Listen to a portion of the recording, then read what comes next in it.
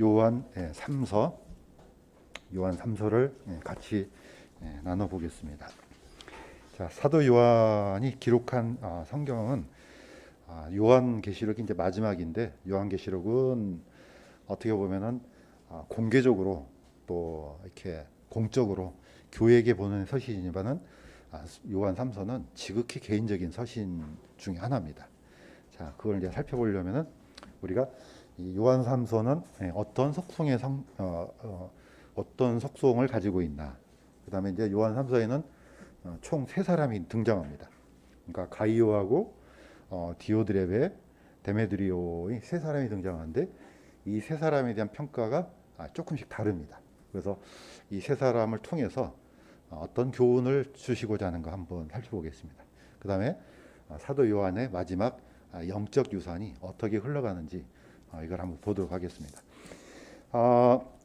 보시는 것처럼 이 성경마다 물론 다 하나님의 말씀이지만은 또 하나님께서는 어떤 사람을 통해서 그 사람이 가지고 있는 환경과 또 그 사람이 가지고 있는 속성과 또는 그 사람이 가지고 있는 직분을 통해서 하나님께서 주시는 그런 메시지가 이렇게 약간 다르게 이제 표현될 수 있습니다. 자, 이 요한 3서를 보시는 것처럼 우리가 딱 볼 때는 너무나 지극히 개인적이고 또 이 안에서 뭐 큰 하나님께서 주시는 메시지가 있나 할 정도로 심플합니다. 굉장히 짧고.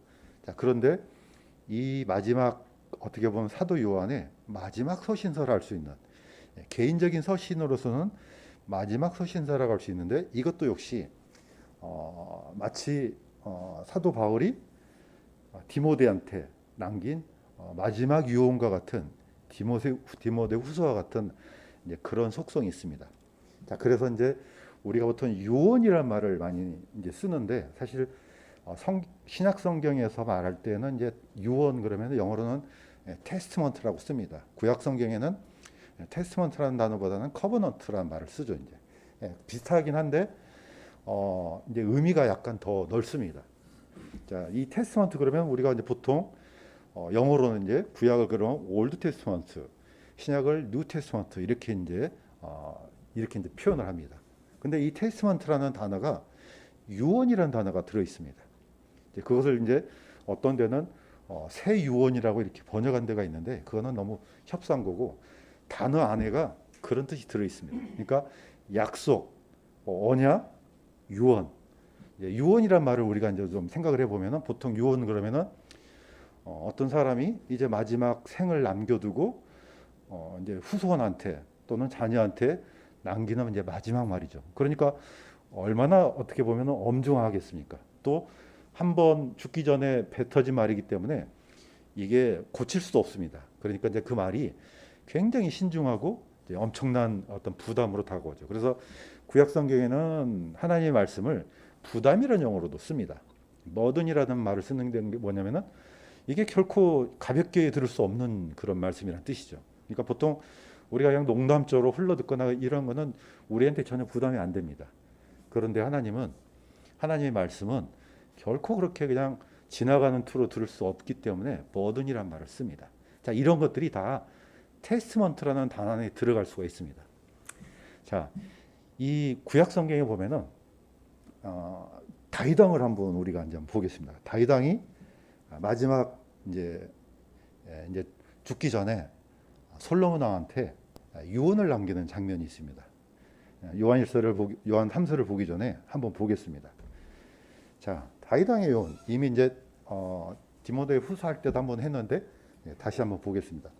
열왕기상 2장 1절에서 3절을 보면은 이제 이렇게 돼 있습니다. 이제 다윗의 날들이 가까이 이르러 그가 죽게 되매 그가 자기 아들 솔로몬에게 명하여 이르되. 자, 이제 세상을 떠날 이제 시간이 다가오자 솔로몬 왕한테 이제 이 얘기를 합니다. 자, 하면서 자, 주 내 하나님의 책무를 지켜 그분의 길들로 걸으며 그분의 법규와 명령과 판단의 법도와 증언을 지키라. 자, 여기까지 들으면은 뭐 굉장한 뭐 엄청난 유언을 남길 것 같잖아요. 그런데 그 유언에 세 사람이 등장합니다. 첫 번째는 요압 장군이 등장하고 두 번째는 바르실레가 등장하고 세 번째가 시므이가 등장합니다. 뭐 요압은 우리가 이제 잘 알고 있다는 것처럼 이 요압은 다윗의 충성스러운 그런 신하죠. 어떻게 보면 자타가 공인하는 거의 맹장입니다. 예. 뭐 어떻게 보면은 다윗이 왕권을 공고히 할 수 있었던 것은 이 요압 장군의 어떤 그 뭐랄까 이 도움이 절대적이라고 할 수 있죠. 그래서 어떻게 보면은 이 다윗한테는 없어서는 안 될 그런 용장이고 맹장이고 또 정말 절대적으로 신뢰할 수 있는 그런 사람이죠. 자, 여기까지는 우리가 볼 때는 그렇다는 거죠. 그런데 하나님께서 보실 때는 약간 다르다는 거죠. 그러니까 늘 그래서 우리가 성경을 볼 때 물론 우리는 객관적으로 성경을 보지만은 당시에는 이걸 어떻게 할 수 있겠어요? 다윗이 이 요압에 대해서 당장은 이 판단을 못 내리지 않겠습니까? 사람이기 때문에. 하는 일마다 다윗이 명령하면 그대로 순종하고. 자, 그런데 요압이 결정적으로 아주 좋지 않는 일을 이제 말년 행하죠. 자, 그것이 그 일이 이제 이미 열왕 사무엘 하에 이제 기록이 되어 있습니다. 자, 이 요압 장군이 나중에 다윗이 이제 평화를 통해서 사울 왕의 군장을 만나서 평화롭게 권력을 이양하려고 하는데 나중에 이 요압이 사울 왕의 군장이었던 아브넬을 몰래 이제 죽이죠. 이 사람만 죽인 것이 아니고 나중에 이제 압살롬의 군장, 이 압살롬이 비록 다윗 왕의 이제 아들이지만 반역을 꾀하고 이제 다윗 왕이 이제 큰 공경에 처하잖아요. 그럼에도 불구하고 다윗은 이 압살롬의 군장을 아마샤를 군장으로 삼습니다. 자, 이 사람까지 죽이죠. 나중에는 솔로몬이 아니고 아도니아를 따르는 이런 이제 거의 어떻게 보면 정치적인 큰 실수를 이제 범하죠. 자, 다윗은 자기가 살아있을 동안에는 이것을 꾹 참고 처리하지 않습니다. 자, 그런데 이 요압의 죄를 물으라. 자, 이렇게 얘기를 합니다. 다시 말해서 살려두지 말라는 겁니다. 이 사람은 절대로 살려두면 안 돼. 자, 두 번째는 바르실레에게 보상하라. 바르실레는 우리가 잘 알고 있던 것처럼 다윗 왕이 이제 압살롬한테 쫓겨서 요단강을 건너서 저 멀리 마하나임까지 이제 피신을 할 때 그 다윗 왕을 이제 후원하고 또 먹을 것도 가지고 오고, 자, 다윗 왕의 공경에 처했을 때 도와준 사람이 바로 바르실레입니다. 자, 다윗 왕은 이 바르실레에 대해서 죽을 때 반드시 보상하라. 심지어는 바르실레는 결국은 이제 요단강을 건너서 따라오지는 못하잖아요. 결국 그 아들이 따라왔는데 그 아들이 바르실레의 그 아들이 왕의 식탁에 앉아서 같이 식사를 할 수 있게 하라. 이렇게 명령을 내립니다. 그러니까 엄청난 거죠. 자, 세 번째는 시므이의 죄를 다스리라. 시므이는 우리가 잘 알고 있는 것처럼 다윗 왕이 쫓겨갈 때는 다윗 왕을 막 저주하죠. 그런 이제 다시 이제 압살롬과 전쟁에서 승리하고 돌아왔을 때는 제일 먼저 달려가가지고 용서해 달라고 이제 이렇게 싹 이제 바꾸죠. 자, 우리가 보면은 보통 새 인물에 대해서 이 사람들은 뭐 굳이 뭐 이 정도까지 이런 사람들의 죄를 뭐 징벌하고 보상하고 하기에는 다윗 왕으로서는 유언을 남길 정도인가 이렇게 할 정도로 생각이 됩니다. 자, 그런데 이 세 사람이 아주 독특한 그런 캐릭터를 갖고 있습니다. 자, 첫 번째 요압은 사람들이 볼 때는 굉장히 충성스럽게 보입니다. 그러나 그 충성이 결국은 누구를 향합니까? 유익이? 결국 자신의 유익을 향합니다. 왜냐? 자신이 정치적인 입지나 영향력에 걸림돌이 될 만한 사람들은 모조리 다 제거합니다. 아브넬도 죽이죠. 아마샤도 죽이죠. 딱 보면요, 내가 최고야. 감히 내 자리를 넘봐? 그러면 다 죽입니다. 그런데 그 죽이는 것이 마치 다윗 왕을 이해한 것처럼 보여요. 그렇지만은 결국은 그 유익을 누가 취합니까? 요압이 칭하죠. 그것이 나중에 언제 들통이 납니까? 나중에 아도니아를 따름으로써 나중에 들통이 나죠. 자, 이런 사람은 가만 놔두면 안 된다는 거죠. 다윗 왕이. 자, 바르실레 같은 경우는 자, 다윗왕이 사실은 우리가 이제 살면서 보면은 평상시는 잘 모르잖아요. 우리가 잘 나가고 뭐 할 때는 뭐 잘 표시가 안 납니다. 그런데 내가 정말로 궁궁했을 때, 정말로 어찌할 바를 모르고 했을 때 그 사람을 위해서 누군가 도움을 주잖아요. 그러면 그 사람은 평생 기억이 남습니다. 예. 내가 정말 굶어 죽을 것 같아요. 그런데 어떤 사람이 그 굶어 죽어 가는 사람한테 빵 한 조각 주잖아요. 그거 별로 비싸지도 않잖아요. 그런데 그 사람한테는 그게 각인이 되죠. 이야, 정말 저 사람을 위해서 내가 다시 회복되면은 저 사람한테 은혜를 갚아야지, 이런 생각이 듭니다. 다윗왕도 똑같습니다. 예, 평상시에는 뭐 이런 도움이 별로 이렇게 드러나지가 않습니다. 그러나 다윗왕이 정말로 공경에 처했을 때 바르실레는 다윗왕을 찾아왔습니다. 자, 어떻게 보면 이건 목숨을 건 행위예요. 만약에 정권이 압살롬한테 넘어가 봐요. 그러면 이 바르실레는 바로 즉각 처형되죠. 자, 바로 그런 환경이죠. 자, 얼마나 그 행동이 고마웠으면은 그 자손, 여기 내 성경에는 김함으로 나오죠.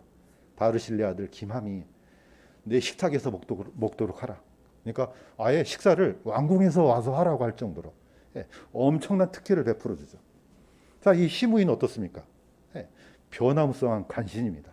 예, 강성할 때는 열심히 위대한 다윗왕 이렇게 하죠.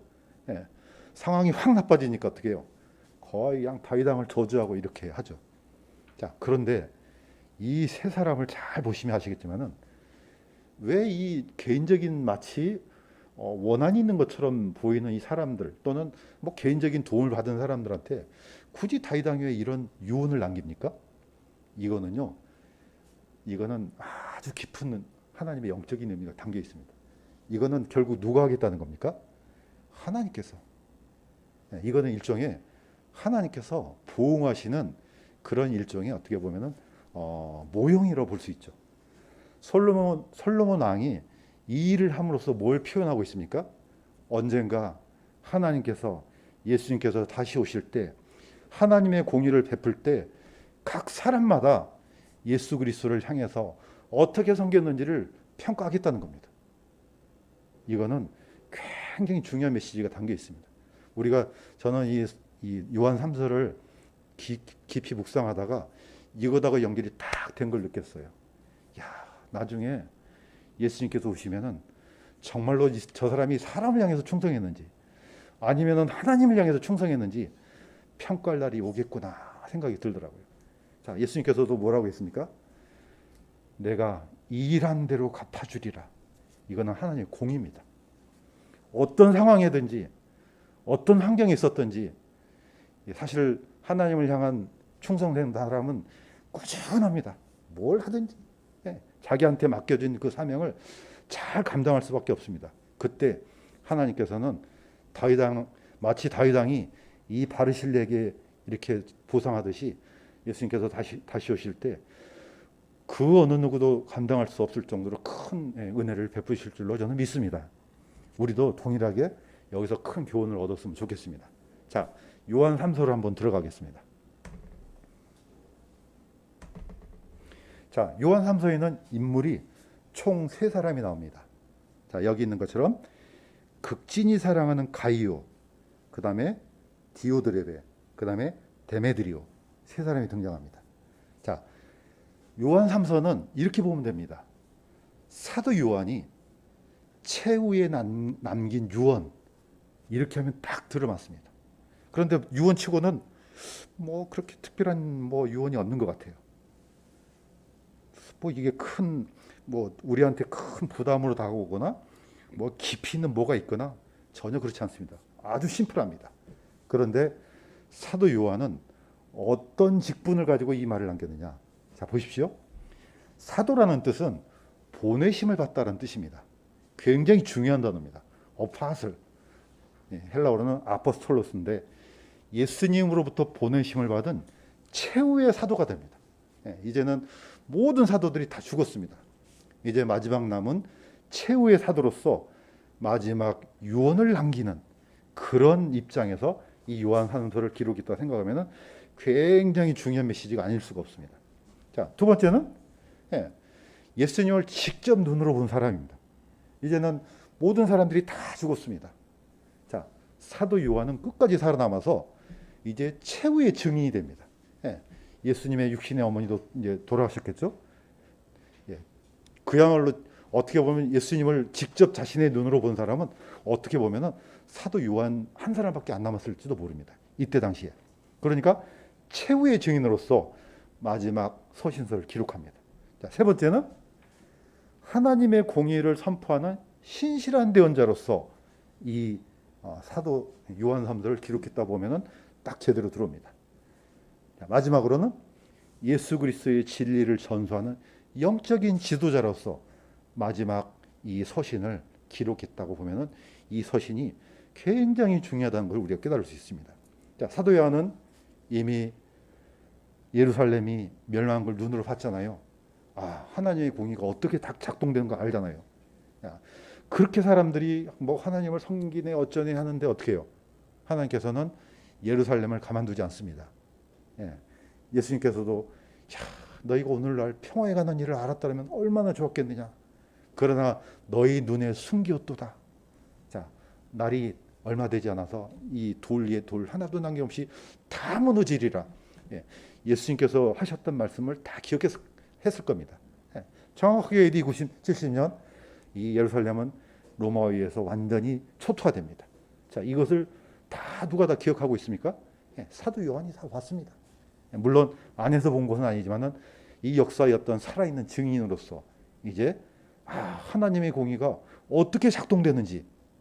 자, 우리는 보통 이것을 이제 한자어로는 보응이라고 합니다. 좀 어려운 한자긴 한데 보응이란 뜻은 하나님의 기준에 맞게 잘 했느냐? 그러면 거기에 맞는 기준에 합당한 상을 줍니다.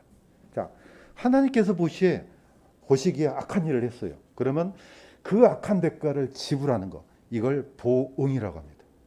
옛날 개혁성경에는 많이 쓰였는데 지금은 좀 쓰이지 않지만은 그 의미가 행한 대로 갚아주시는 하나님의 어떻게 보면 공의를 그대로 드러난 게 보응입니다. 자, 사도 요한의 마지막 유언을 따라서 보면 이 세 사람의 평가하고 이 다윗 왕의 평가하고 굉장히 닮아 있습니다. 자, 첫 번째 사람을 보겠습니다. 예, 가이오에 대한 평가입니다. 제가 그냥 읽겠습니다. 장로는 지극히 사랑하는 가이오 곧 내가 진리 안에서 사랑하는 자에게 편지하노라. 사랑하는 자여, 무엇보다도 내 혼이 형통하는 것 같이 네가 형통하고 건강하기를 내가 바라노라. 자, 이 문구는 어디서 많이 봤죠? 네 혼이 이거는 거의 막 집안마다 이렇게 붙여 있는 이 문구입니다. 자, 그만큼 사도 요한이 이 가이오한테 네가 참 형통하고 건강하고 잘 되기를 바라노라. 그런 어떻게 그런 마음이 이 녹아 있는 구절이기도 합니다. 자, 그런데 왜냐? 형제들이 와서 네가 진리 안에서 걷는 그대로 내 속에 있는 진리에 대해서 증언하였으므로 내가 크게 기뻐하였노라. 자, 가이오에 대한 첫 번째 평가에 대한 이유는 뭐냐? 진리 안에서 걸었다는 겁니다. 사실 이제 걸었다는 이 말이 행한다는 뜻입니다. 이제 워크라는 단어가 물론 이제 영어로는 그냥 걷는다는 뜻이지만은 원래 원어로 들어가면은 행한다는 뜻도 들어 있습니다. 자, 진리가 누굽니까? 심플하게 예수 그리스도입니다. 또 예수님께서 하셨던 말씀입니다. 제가 다시 한번 보겠습니다. 내가 곧 길이요 진리요 생명이니. 예수님은 자신을 가리켜서 길이요 진리요 생명이라 이렇게 했습니다. 또 내가 너에게 이르는 말들은 영이요 생명이라. 자, 예수님 자신이 또 이 길이요 진리요 생명이지만 예수님께서 선포했던 말씀 자체도 영이요 생명이라고 이렇게 있습니다. 자, 마지막 대명령 중에 이것이 있습니다. 그러므로 너희는 가서 모든 민족들을 가르치고 아버지와 아들과 성령의 이름으로 그들에게 침례를 주며 무엇이든지 내가 너에게 명령한 모든 것을 그들에게 가르쳐 지키게 하라. 자, 진리 안에서 걷는단 말은 그냥 이게 무슨 그냥 뭐 허황된 이런 얘기가 아니고 예수님께서 하셨던 그 말씀 그대로 따르는 거. 지키게 하라고 분명히 명령하잖아요. 바로 이 가이오가 그랬던 사람이에요. 단순히 지식만 알고 있는 게 아니고 예수님께서 명령하신 그대로, 자, 그 명령을 사도 요한은 또 얘기했겠죠, 가이오에게. 그러니까 가이오가 그 말을 듣고 믿고 행동도 그대로 했다는 겁니다. 자, 그래서 야, 가이오는 이런 사람이 하고 이런 평가를 내려줍니다. 어떻게 보면은 엄청난 사도 요한으로부터 받았던 이 평가는요, 이건 곧 예수님께서 주신 평가와 똑같습니다. 자, 두 번째는 이렇습니다. 가이오를 칭찬했던 이유 중에 하나는 가이오가 그리스도의 사랑으로 섬겼습니다.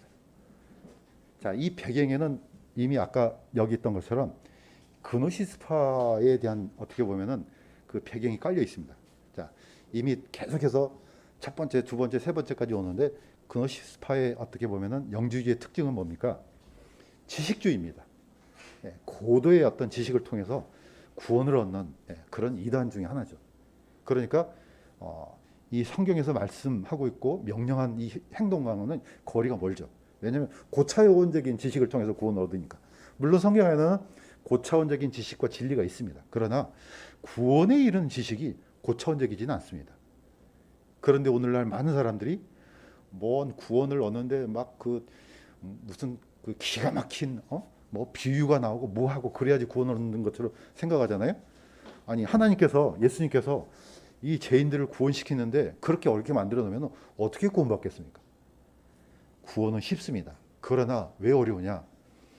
너무나 쉽기 때문에 그걸 쉽게 받아들이지 않는 게 문제라고 저는 생각됩니다.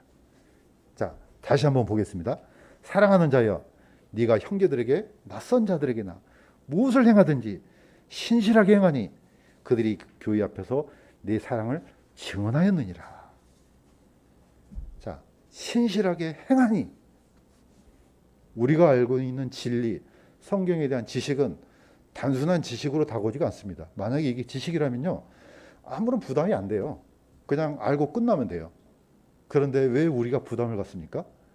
성경에 있는 대로 행하라는 거죠. 이거는 굉장히 사실 부담스럽죠. 왜냐, 우리가 끝없이 우리 속에 있는 양심이 우리를 향해서 소리치는 것은, 자, 이렇게 소리칩니다. 자, 예수님께서 하신 말씀을 너는 그대로 행했느냐? 끊임없이 우리를 이렇게 괴롭힙니다.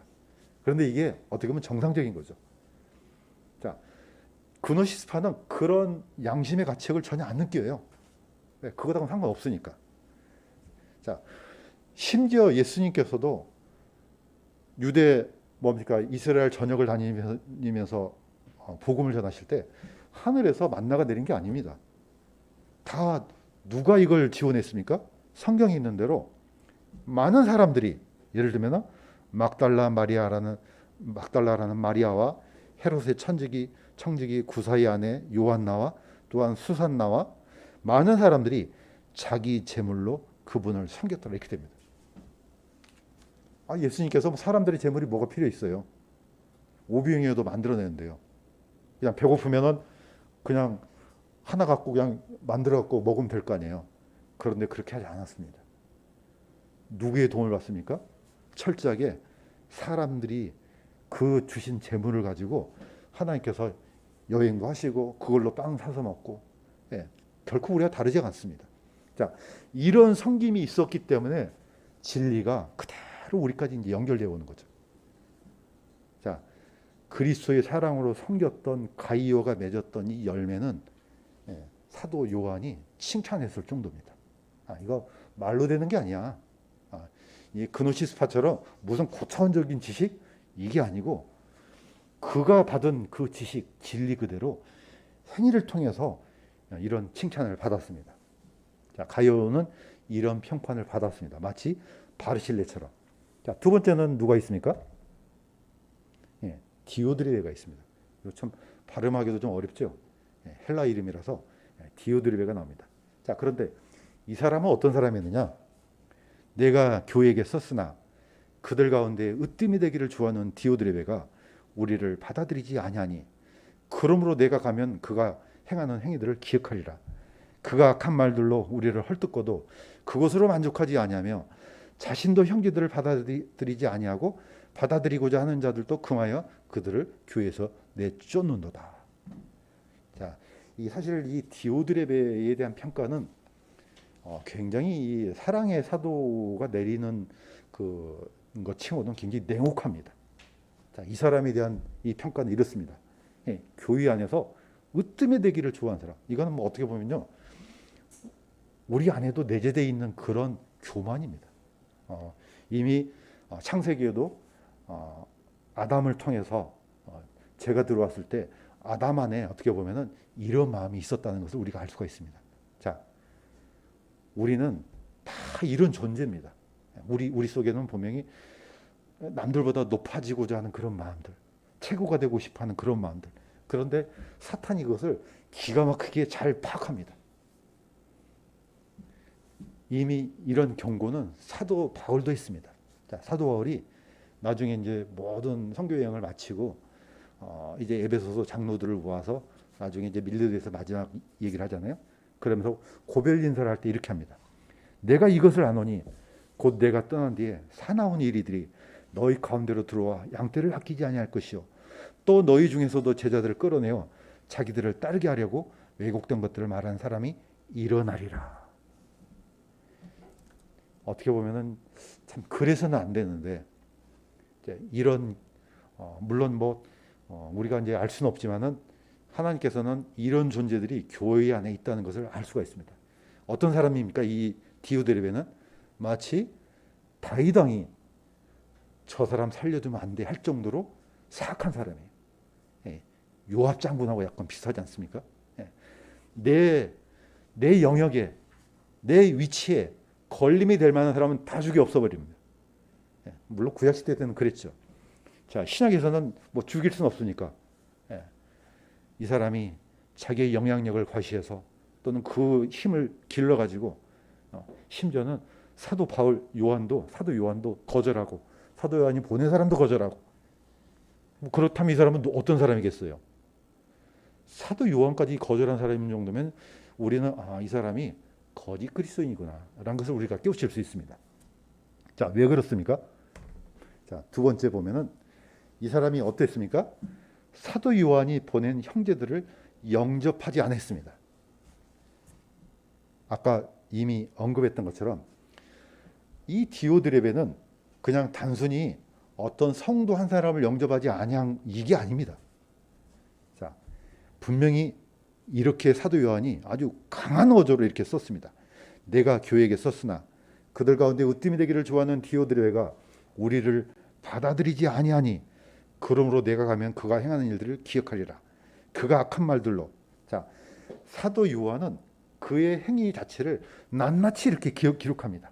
자, 그런데 우리는 예수님께서 하신 말씀을 한번 기억할 필요가 있습니다.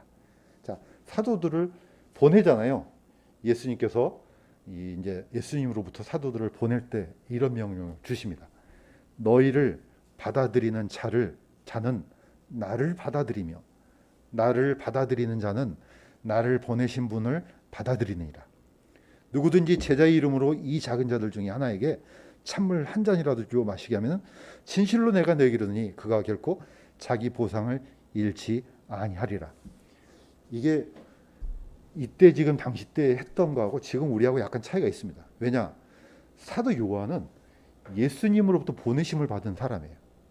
자, 그런데 사도 요한을 거절했다 이 말은 누굽니까? 예수님을 거절한 거 똑같다는 겁니다. 예수님을 거절하니까 당연히 하나님을 거절한 거죠. 그럼 이 존재는 누굽니까? 결코 하나님께 속한 존재가 아니라는 겁니다. 자, 물론 이것도 있지만은 어쨌든지 우리가 누군가를 대접하고 영접하고 친절을 베풀었을 때 예수님께서는 그거 하나까지 결코 보상을 잃지 않는다고 분명하게 얘기를 하셨습니다. 이거 우리는 어떻게 압니까? 우리는 모르지만 하나님은 다 기억하고 있습니다. 자, 한 번 더 얘기했습니다. 누구든지 너희를 받아들이지 아니하고 너희 말을 듣지 아니하거든 너희는 그 집이나 도시에서 떠날 때 너희 발에 먼지를 떨어버리라. 진실로 내가 너희에게 이르노니 심판날에 소돔과 고모라 땅이 그 도시보다 더 견디기 쉬우리라. 사도의 직분은 어떻게 보면은 예수님의 권위를 대신해서 가는 사람이에요. 그러니까 일종의 오늘날로 말하면은 사자, 대사 이제 이런 표현을 써도 뭐 크게 뭡니까 틀리지 않을 겁니다.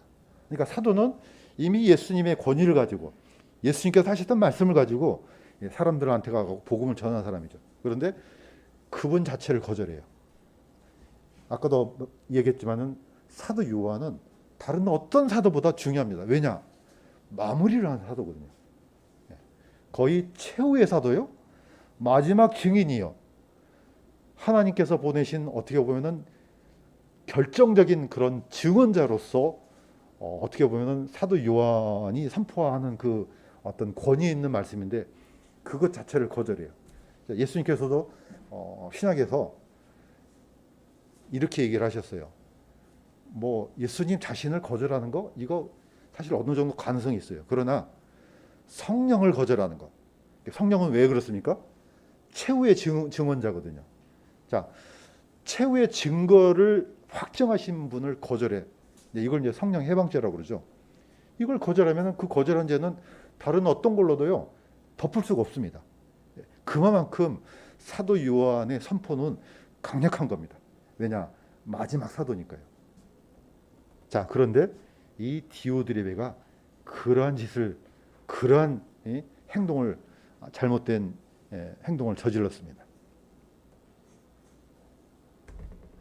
마지막 데메드리오의 평가가 있습니다.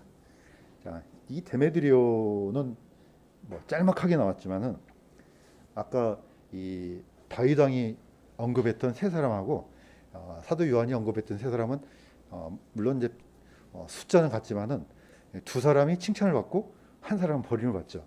자, 데메드리오에 대한 평가는 이렇습니다. 데메드리오는 모든 사람에게와 진리 그 자체에서 좋은 평판을 받았고 참으로 우리도 증언하노니 너희는 우리의 증언이 참된 줄 아느니라.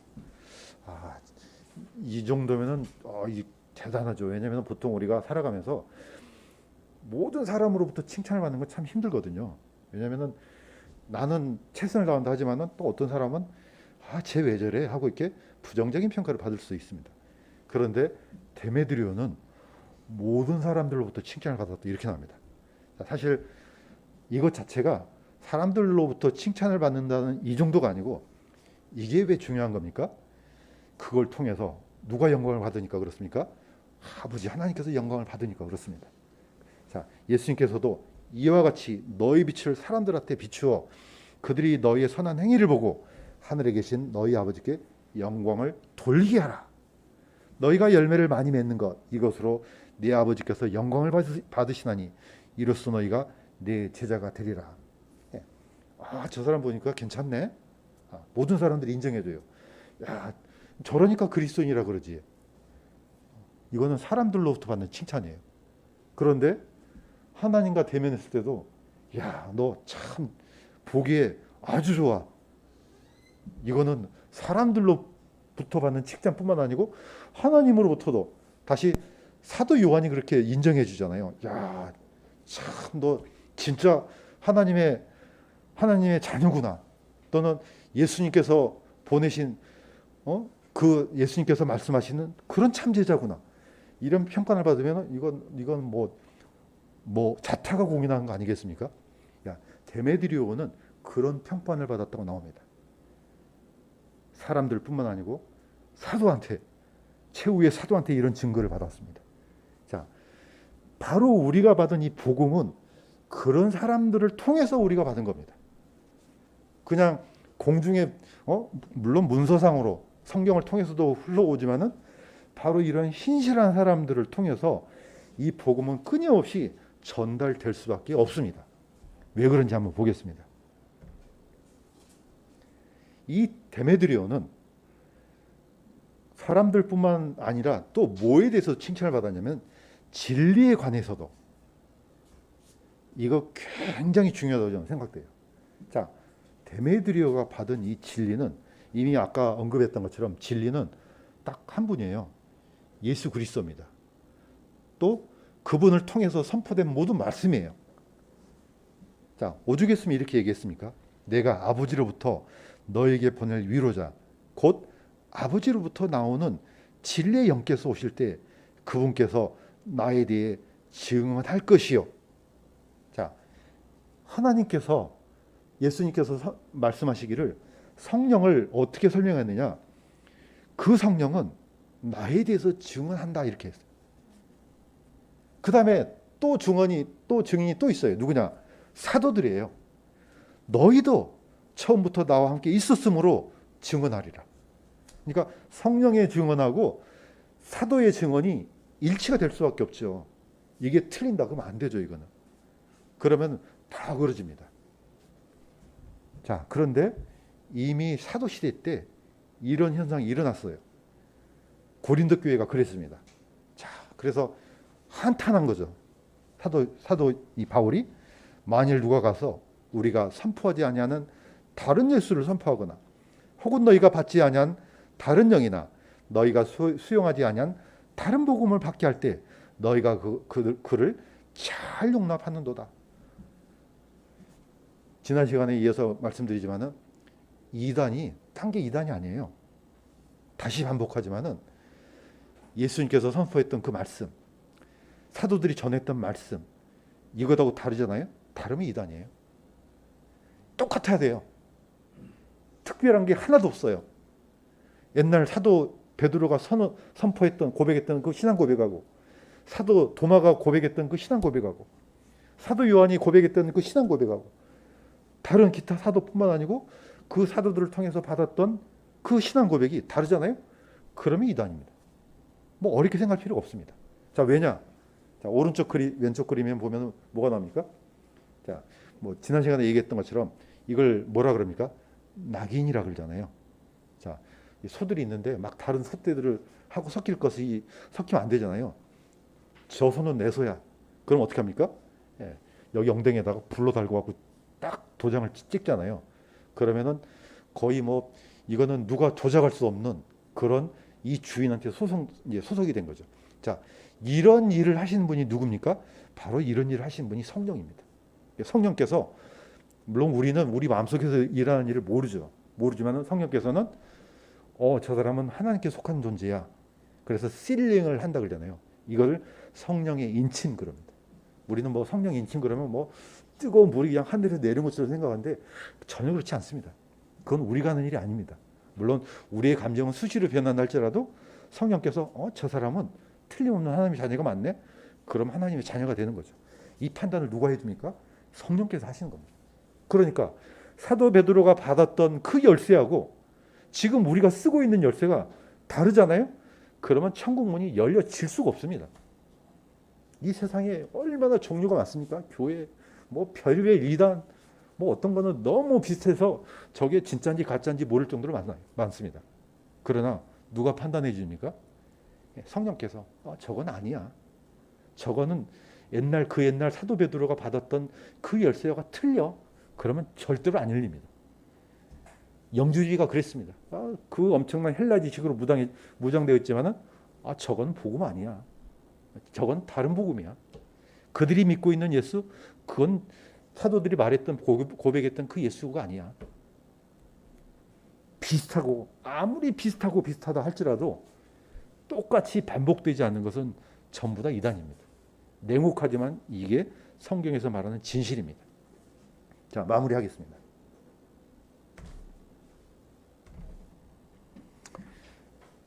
자, 사도 요한은 마지막에 이렇게 어떻게 보면은 신신당부하면서 마지막 끝을 맺습니다. 사랑하는 자여, 악한 것을 따르지 말고 선한 것을 따르라. 선을 행하는 자는 하나님께 속하였으나 악을 행하는 자는 하나님을 보지 못하였느니라. 자, 우리가 이제 이걸 또 오해하면 안 됩니다. 뭐 그러면은 우리가 퍼펙트하게 그냥 뭐 매일 뭐 선한 일만 하고 삽니까? 우리 마음속에도 12번씩 바뀌는데요. 자, 사도 요한이 말하는 것은 바로 본질적인 진리, 그 다음에 그 본질적인 진리를 통해서 맺는 그런 성령의 열매입니다. 자, 이 열매에서 벗어나요.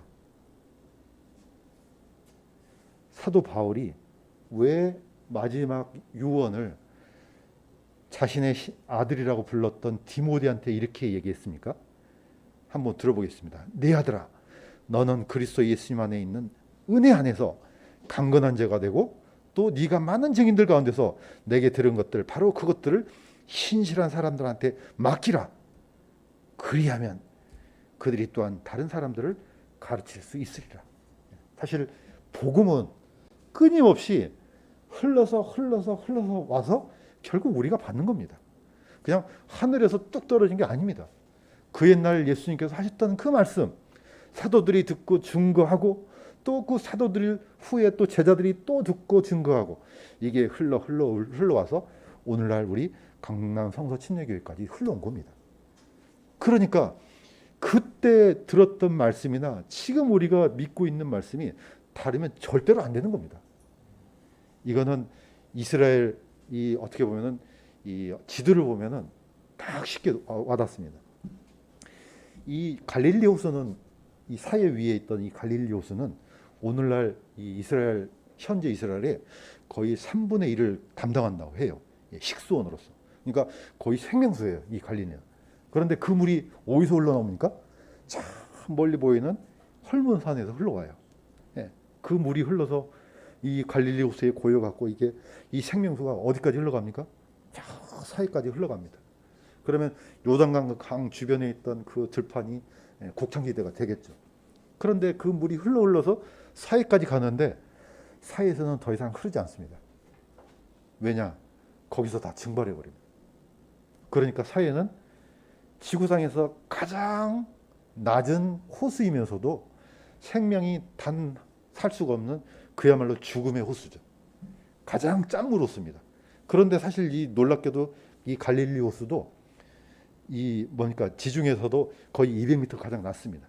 지중해도 마찬가지로 지중해에서 거의 가장 낮은 민물 호수입니다. 그러니까 특이하게도 이스라엘에서는 두 개 호수가 있는데 갈릴리 호수는 지중해에서 가장 낮은 민물 호수고 사해는 가장 낮은 짠물 호수입니다. 자, 이 안에서도 하나님의 교훈이 들어 있습니다. 자, 끊임없이 헐몬산에서 내렸던 그 물들이 생명수가 고여서 흘러내려가지 아니하면은 결국은 죽음의 바다가 된다는 거죠. 오늘날 이 귀한 그 옛날 사도들이 선포했던 그 말씀 그대로 흘러보내지 않는 사람들은 다 죽음의 바다입니다. 그래서 끊임없이 같은 물을 끊임없이 흘려보내는 것이 바로 오늘 우리 교회와 또 이 복음의 가치를 알고 있는 하나님께 속한 예수 그리스도를 섬기는 모든 사람들의 몫이라고 저는 믿습니다. 자, 그래서 오늘 요한 3서는 비록 개인적인 서신임에도 불구하고 사도 요한이 마지막 사도로서, 마지막 증인으로서, 마지막 예수 그리스도를 자신의 눈으로 보고 십자가에서 돌아가셨고 부활하셨던 그 본 증인의 최후의 어떻게 보면은 영적인 지도자로서 하나님의 공의를 이렇게 선포했습니다. 자, 이런 평가를 예수님께서 오실 때 분명하게 받을 것이야. 요한 3서에는 그런 내용이 녹아 있다고 저는 이렇게 생각이 됐습니다. 자, 그래서 우리가 비록 짧은 말씀이지만은 그러한 하나님께서 주시는 그런 마음으로 또 사도 요한이 이렇게 신신당부하면서 마치 개인적인 그런 단순한 판단을 내리는 것이 아니고 하나님 입장에서 이런 선포를 했다 그러면은 이 말씀이 그대로 우리한테도 적용될 줄로 믿습니다. 기도하겠습니다. 하나님 아버지,